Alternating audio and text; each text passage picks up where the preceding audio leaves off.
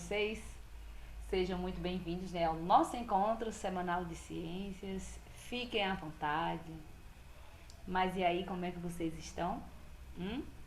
Tudo certo lá na escola? Tudo certo com as atividades?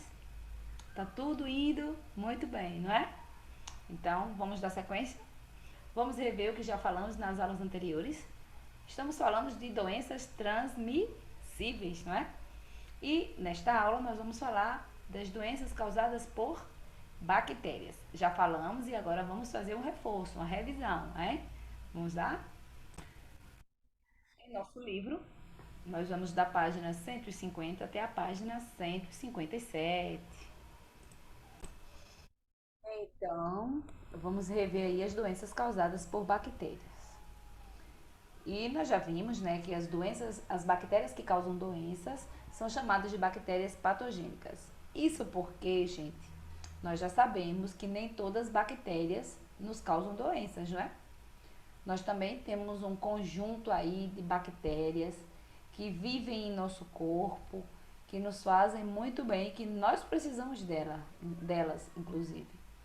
Mas também existe o lado ruim, existem as bactérias que causam doenças, né? E elas podem ser transmitidas de diversas maneiras. Nós vimos aí várias formas de contaminação, como por gotículas de saliva contaminadas, né, espalhadas no ar, pelo espirro, tosse ou fala. Nós vimos também que pode ser transmitida por contato com alimento, água ou objetos contaminados. Aí tem uns exemplos, né, no nosso livro. Por picadas de pulgas, carrapatos, bem como de outros artrópodes contaminados. E também por contato sexual. Gente, nós vimos as formas de transmissão e vimos um pouquinho de cada uma das doenças, né, apresentadas aí. Aí a primeira doença que falamos foi a leptospirose, que ela é transmitida por meio da água e de alimentos contaminados pela urina de animais portadores da bactéria. E o principal animal que transmite a leptospirose é o rato, não é? E que causa morte rapidinho, né, gente? É uma doença muito séria. Então, ela precisa ser tratada com rapidez. Se demorar, aí corre o risco de morte. O risco de contrair leptospirose aumenta no período das enchentes, principalmente em populações sem saneamento básico adequado e expostas à urina de ratos. Então, a enchente é um ambiente propício, né, para espalhar isso tudo, para contaminar toda essa água com a urina de ratos. Além de medidas públicas em relação ao saneamento básico, vocês viram que nessas doenças aí que nós vimos, o saneamento básico é fundamental para combatê-las. Né? Então não dá para ficar sem saneamento básico. Então, o saneamento básico e o controle de ratos, podemos realizar algumas ações para afastar esses animais, como manter a limpeza da residência. Eles vão atrás de lixo, não é? Eles vão atrás de restos, de alimentos, de sujeira. Então, o que é que a gente faz para evitar? Manter a nossa casa limpa, manter o nosso quintal limpo, né? Manter a nossa casa, seja lá no lugar que for, se é quarto, se é cozinha, se é área de serviço, manter tudo limpo para evitar que esses animais infestem, certo? Aí na foto a gente viu que é um exemplo de uma avenida alagada na cidade de São Paulo. Gente, outra doença que nós falamos foi sobre a cólera, que também é uma doença provocada por bactéria, né? E essa bactéria é chamada Vibrio cholerae, olha o nome. Nós já sabemos que esses nomes científicos são meio diferentes, né? Porque não são da língua portuguesa, né? O contágio ocorre pela ingestão de alimentos, né, e água contaminados ou pelo contato com fezes ou vômito de pessoas infectadas. E essa bactéria se instala no intestino humano e provoca diarreia intensa, podendo levar à morte, né? Vamos lá. Estudantes contra as zoonoses. No início do projeto, a aluna se encontrou com 8 grupos de professores de 6 escolas públicas de ensino fundamental e médio da Zona Sul de São Paulo. Gente, esse texto é complementar, ele não está no seu livro, certo? Mas eu vou ler para vocês. Nesse primeiro contato, ela aplicou um questionário sobre os 6 tópicos diferentes. raiva, leptospirose, toxoplasmose, toxocaríase, leishmaniose, posse responsável de animais domésticos e higiene de alimentos. Os resultados surpreenderam. O grau do conhecimento era bem baixo e muito confuso. Muitos professores confundiam raiva com leptospirose. Outros achavam que a toxoplasmose era transmitida pelo pombo. A partir das respostas de uma segunda aluna, Thaís Pagni Correia, preparou o material didático. Camila voltou à escola para fazer um seminário sobre os temas escolhidos e também sobre o que ela reconheceu como sendo de baixo conhecimento do corpo docente. Logo depois da palestra, apliquei outro questionário. O resultado foi muito bom. Vamos lá. Continuando, eu vou terminar de ler o texto da outra página, tá bom? Como eu já falei, vocês não têm, vocês só vão acompanhar comigo. A próxima etapa do projeto foi montar uma página na internet com todo o conteúdo das palestras. Como cada escola escolhia apenas 2 temas a serem abordados no seminário, resolvemos colocar todo o material em um site, comenta a aluna. O aluno Ivan Bergonzini Fernandes passou o conteúdo para a rede. Pode-se consultá-lo em www.vps.fmvz.usp.br/multiplicadores. Nesse endereço, o interessado pode enviar dúvidas e obter outras informações. Efeitos positivos, se esses temas fossem tratados pelos próprios professores treinados diretamente nas escolas municipais, certamente campanhas maiores teriam um resultado muito mais significativo. Esse projeto não quer gerar dados novos, mas tem um caráter educativo, porque a prevenção reduz custos com futuros tratamentos. Toda vez que a gente se previne de uma doença, não é? Que a gente evita de ficar doente, então você não vai gastar com medicamentos, com o médico, mesmo na saúde pública, não é? Que nada é de graça nessa vida. O gasto do que o SUS vai ter vai ser economizado, né? Vai estar podendo usar em outra coisa. Então, prevenir vai ser sempre melhor que remediar. Gente, eu vou ler esse texto aqui da caixinha aí, Ciências e Saúde, certo? Vocês podem acompanhar comigo. Diarreia, risco de desidratação. Às vezes a gente acha que a diarreia não é nada, não é? É uma diarreiazinha que aconteceu por acaso e não tem risco algum. Mas não é bem assim, não é? Olha aí. Algumas formas de diarreia são causadas por bactérias, vírus ou outros micro-organismos transmitidos por água e alimentos contaminados. Sabe, aquele alimento que a gente come e não caiu bem, que nos fez mal. O que foi que ele nos fez mal, não é? Com certeza ele estava contaminado. Essa forma de contaminação é mais frequente em regiões mais pobres e sem água tratada, nem rede de esgotos ou fossas sépticas. Mas é mais frequente lá, né, gente? Mas não quer dizer que todo mundo está livre, certo? Você tem que ver direitinho a procedência do alimento, né? Na nossa casa, a gente tem que cuidar muito bem da higienização de tudo. E quando vai comer na rua também, né? Mesmo que a gente não consiga ver tudo, mas olha o ambiente, né? Onde você está comendo, né? Tente conhecer a procedência para evitar problemas. A pessoa com diarreia sente cólicas e as fezes mais líquidas são eliminadas com mais frequência. Embora as diarreias leves parem espontaneamente em muitos casos, é necessário repor a água e os sais minerais do corpo. Isso é muito importante, especialmente para crianças pequenas, e idosos, que correm maior risco de desidratação, o que pode levar à morte. Por isso, é preciso procurar um médico ou a unidade de saúde. Para repor a água e os sais minerais, os postos de saúde fornecem soro de reidratação oral e as instruções corretas para o seu uso.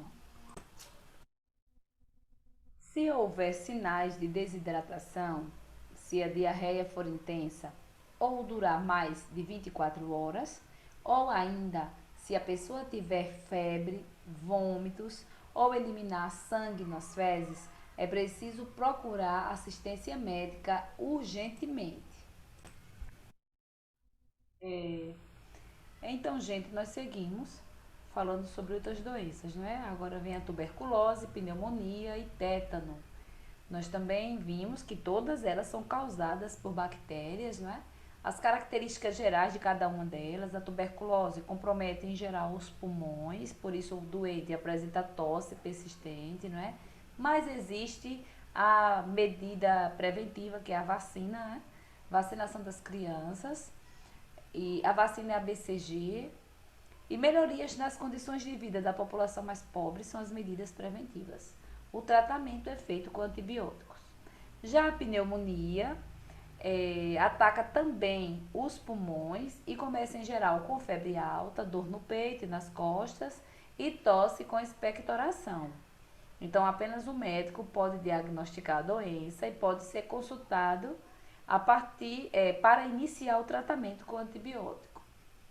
O doente deve ficar de repouso e, inclusive, ela é mais perigosa para pessoas idosas, não é? Já o tétano também é causado por uma bactéria que penetra no organismo através de ferimentos na pele, ao entrar em contato com solo ou objetos contaminados. Sabe aquele perigo que os nossos pais nos falam? Olha, não pise no prego enferrujado, que causa tétano. E que inclusive as pessoas costumam falar, filho do teto. Olha o teto aí, gente, que teto é esse? É uma linguagem popular, não é? Mas é o tétano e é uma doença séria, não é? Existe o soro antitetânico, né, que deve ser aplicado em caso de ferimento suspeito, como aqueles mais profundos e que não foram limpos corretamente. Também nós falamos a respeito da febre maculosa. Febre maculosa é causada, né, transmitida através do carrapato, não é? Ela é causada por uma bactéria, mas é transmitida através do carrapato infectado. Os locais onde as pessoas podem contrair a doença estão relacionados, em geral, à presença de capivaras que abrigam os carrapatos. Vamos lá, vamos seguir. Há um pouquinho de história aqui. Tuberculose na história e no presente. Em 24 de março de 1882, o médico alemão Robert Koch descobriu o bacilo causador da tuberculose, o Mycobacterium tuberculosis, o MTB, ou bacilo de Koch.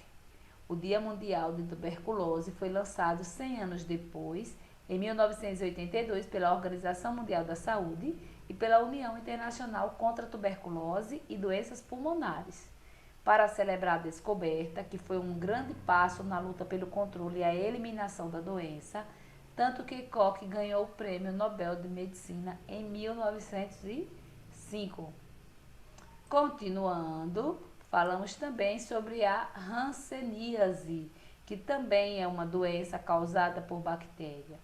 Ela atinge principalmente a pele e os nervos periféricos, podendo levar à incapacidade física. Que horror, não é, gente? A doença pode acometer tanto a homens quanto a mulheres de qualquer idade. Entretanto, é necessário um longo período de exposição ao contágio e apenas uma parcela, uma pequena parcela da população infectada adoece.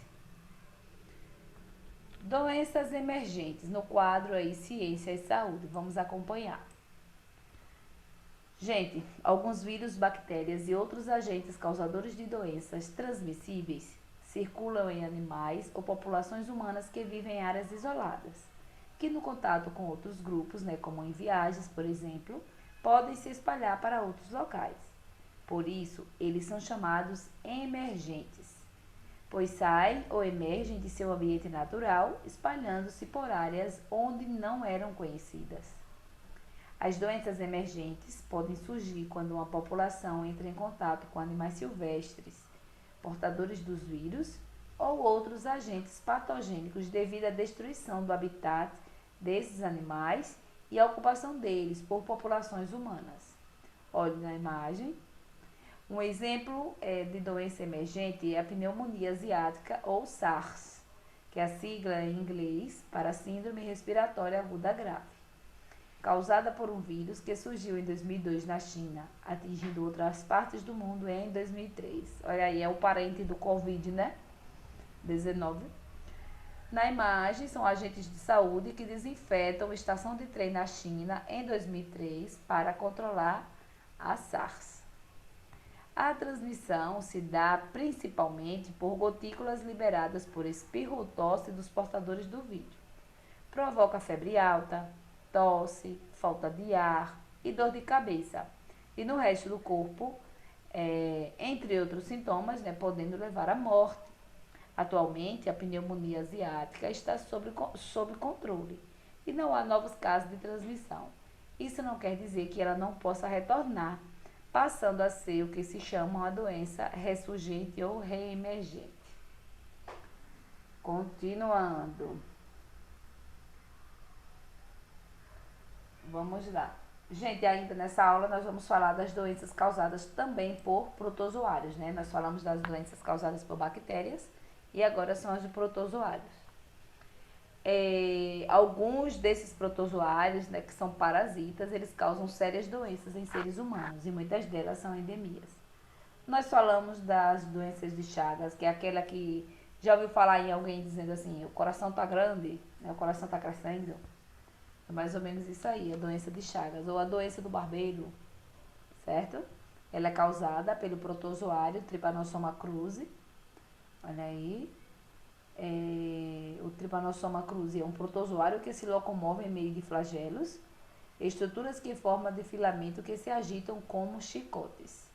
Ele pode ser transmitido pelo inseto conhecido como barbeiro, que é um tipo de percevejo. Olha aí a imagem do Trypanosoma cruzi. E o vetor, não é? É o barbeiro.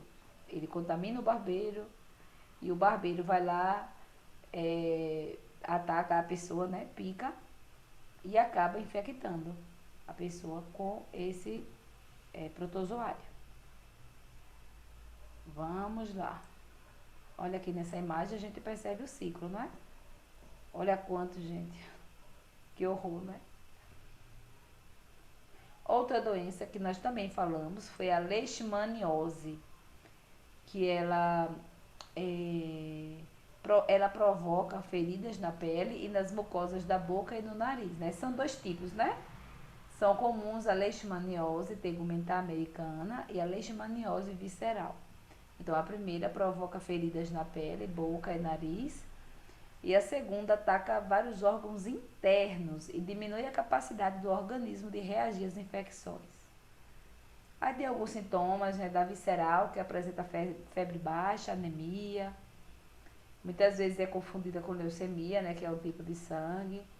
E se demorar o tratamento, a pessoa pode vir a morrer.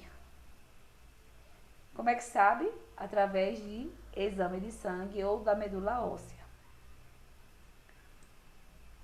Olha aqui o mosquito causador, né, das doenças. Esse textinho aqui. Pesquisa avalia vacina para cachorros no combate à leishmaniose. A pesquisa foi feita em uma área do sudeste do Brasil, que é considerada altamente endêmica de leishmaniose. Antes da intervenção, os cães infectados foram abatidos e os restantes receberam 3 doses da vacina, com um intervalo de 21 dias entre cada. Um ano após, outra dose de reforço imunológico foi aplicada. Para a verificação dos resultados da pesquisa, foram feitos exames clínicos e pesquisa de anticorpos específicos em todos os cães de ambos os grupos. Após os experimentos com os cães, notou-se que a vacina é segura para aplicação. Após uma reação positiva dos animais, com exceção de 11% que tiveram efeitos colaterais que duraram somente 4 dias. Além disso, os anticorpos que combateriam a doença começaram a ter respostas nos animais que receberam as doses, tendo alta com 1 mês após a aplicação. Gente, outra doença que nós falamos foi a toxoplasmose, que também é causada por um protozoário que infecta grande variedade de aves e mamíferos, incluindo o ser humano. Então, o contágio pode ocorrer principalmente, né, pela ingestão de carne crua ou mal cozida de animais parasitados, sobretudo porco, boi e carneiro, e pela ingestão de água e alimentos contaminados com cistos, muitas vezes provenientes de fezes de gato. Só geral, né, gente? Vamos falar da amebíase, que também É doença causada por protozoário. Olha aqui, o ser humano se contamina ao ingerir alimentos com água com cistos da ameba, eliminados nas fezes de indivíduos portadores da ameba. Também pode ser transmitida pelo contato direto de mãos contaminadas. Então, no intestino grosso, o cisto libera as amebas que invadem a mucosa intestinal e provocam feridas e diarreias. Também falamos sobre a malária, não é? É causada pelo plasmódio, que é o protozoário transmitido de pessoas doentes para as pessoas sadias pela picada de mosquito do gênero Anopheles. O parasita se reproduz nas hemácias do sangue. Quando estão repletas de plasmódios, as hemácias se rompem e liberam os parasitas que poderão infectar as novas células. Então, gente, nós vamos parar aqui, não é? Já revimos todas essas doenças transmissíveis e agora nós vamos para a nossa atividade. Melhor dizendo, né, gente, nós temos a questão 14 para ser respondida, certo? Então vamos lá. Você acaba de estudar várias doenças transmissíveis, entre elas a cólera, a doença de Chagas, a dengue, a raiva e a malária. Elabore um quadro comparativo para essas doenças, que contém as seguintes informações. Letra A, forma de transmissão, né? Picadas de insetos, mordidas de animais contaminados ou ingestão de água e alimentos contaminados. Isso para todas as doenças, certo? A letra B, agente causador, né? Se é vírus, bactéria ou protozoários. E a letra C, as principais medidas preventivas. Então, imaginem aí. Nós vamos falar da forma de transmissão de todas elas, tá bom? De todas essas doenças. Vocês fazem um quadro, aí de um lado aqui na coluna, vocês colocam o nome das doenças. Aí na frente, forma de transmissão. Mais na frente, agente causador. E o da letra C, né, as principais medidas preventivas. Se você não conseguir fazer o quadro, você escreve dessa forma mesmo. Agora tem que fazer de todas essas doenças, tá bom? Porque no quadro fica mais organizado para você entender. Então vamos lá elaborar. A letra A, vamos responder. Doenças cujo contágio ocorre pelo ar, que são as gotículas de saliva, gripe, resfriado, poliomielite, sarampo, rubéola, catapora, cachumba, tuberculose, pneumonia e hanseníase.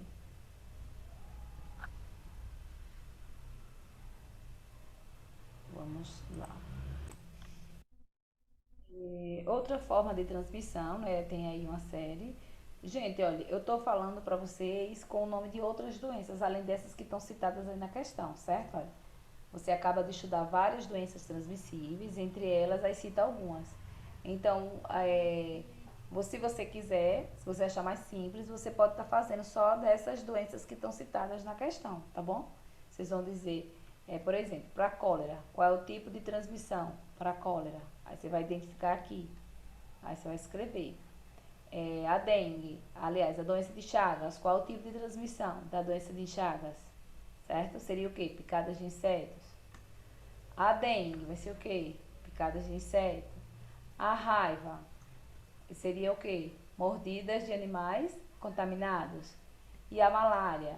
Picadas de insetos. Então, vocês escreveriam para cada uma das doenças a forma de transmissão, sem precisar citar todas as outras, tá bom? Que a gente viu, tá certo? Vai ficar mais simples para vocês. Mas você pode conversar com o seu professor aí, tirar essa dúvida, tá bom? Se precisa fazer dos outros, fica a critério dele. E aqui nós encerramos, né, nossa primeira videoaula de reforço, tá bom? Então fiquem ligadinhos aí que já já sai a segunda videoaula. E é super importante que vocês estejam atentos, né? Que vocês sabem que na próxima semana acontecerá a avaliação, né? Então fiquem bem atentos aí, participem direitinho para se saírem bem nas provas, tá bom? Então até daqui a pouco.